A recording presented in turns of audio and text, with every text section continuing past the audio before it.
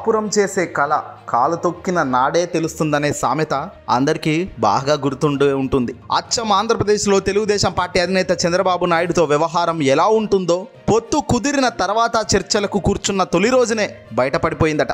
అవును, బతిమాలి బామిలి బీజేపీ పెద్దలు కాళ్ళు పట్టుకున్నంత పనిచేసి మొత్తానికి వారితో పొత్తు కుదుర్చుకున్న చంద్రబాబు నాయుడు పొత్తు ప్రకటన వచ్చిన తర్వాత సీట్ల సర్దుబాటు చర్చల కోసం కూర్చున్న తొలి రోజునే తనదైన విశ్వరూపం అసలు రూపం చూపించేశారట. బీజేపీలో అంతర్గతంగా పొత్తులకు అనుకూలతలను రాబట్టిన వదినమ్మ పురంధేశ్వరికి అప్పుడే వెన్నుపోటు పొడి చేశారు ఈ పెద్ద మనిషి చంద్రబాబు. చర్చల రోజు నాటికే ఆమెను లూప్ లైన్లోకి నెట్టిపారేశారు.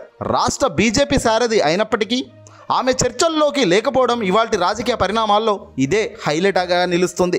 ఎవరిని ఎక్కడ పక్కన పెట్టాలో చంద్రబాబుకు తెలిసినంతగా మరొకరికి తెలియదు. అది మంచి కోసం కాదు, ఇదిగో ఇలాంటి చెడ్డ కోసమే.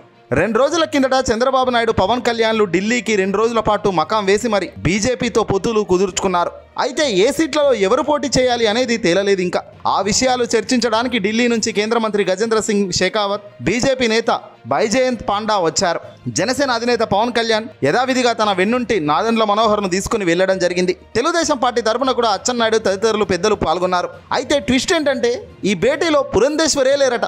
ఏపీ భారతీయ జనతా పార్టీకి ఆమె సారథి అయినా సరే ఆమె లేకుండానే ఈ 3 పార్టీల భేటీ జరిగింది. సీట్ల పంపకాల గురించి కీలక నిర్ణయాలు తీసుకోవడం అనేది ఆమె పట్ల అవమానకరమైన నిర్ణయం అనే అభిప్రాయం విశ్లేషకుల్లో వ్యక్తమవుతుంది. ఇప్పుడు ఒకవైపు పురంధేశ్వరి బీజేపీ పగ్గాలు చేపట్టిన నాటి నుంచి ఏకపక్షంగా జగన్మోహన్ రెడ్డి గారిని అదే పనిగా తిడుతూ చంద్రబాబు నాయుడుకు బలం పెంచుతూ పోయిన సంగతి మనకు తెలిసిందే. చంద్రబాబు తరపున బీజేపీలో పనిచేస్తున్న సరికొత్త కోవట్టుగా కూడా ముద్ర వేయించుకున్నారు ఆమె.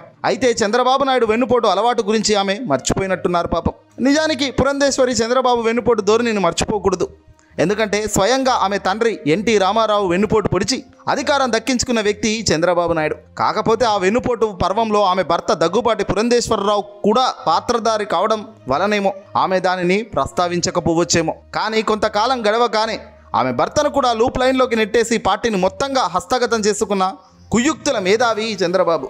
అలాంటి మరిదిగారి కుట్ర బుద్ధుల గురించి ఆమెకు తెలియదని అనుకోలేం. అయినా సరే ఇప్పుడున్న పరిస్థితుల్లో ఆమె బీజేపీ సారథిగా వచ్చినప్పటి నాటి నుంచి కూడా చంద్రబాబుకు అనుకూలంగా పార్టీని నడుపుతూ వచ్చారు. పొత్తులకు అనుకూల నివేదికలను తయారు చేసి ఢిల్లీకి పంపేవాళ్ళు. మరిది కోసం ఇన్ని చేసినప్పటికీ ఆయన మాత్రం తన వెన్నుపోటు బుద్ధి పోనిచ్చుకోకుండా ఆమెను పొత్తు కుదుర్చుకున్న వెంటనే లూప్ లైన్లోకి నెట్టేసి ఆమెకు సంబంధం లేకుండా వీళ్ళు భేటీలు నిర్వహించడమే ఇప్పుడు అనుమానంగా ఉంది. చంద్రబాబు వెన్నుపోటు టాలెంట్ను ముందు ఆమె మరింతగా చూడాల్సి వస్తుంది కూడా అని పార్టీలో గుసగుసలు వినబడుతున్నాయి. ఇది బాబుగారి నీచ బుద్ధికి పరాకాష్ట. అవసరం అయిపోయేదాకే అయిపోయిందా నెట్టేయడమే.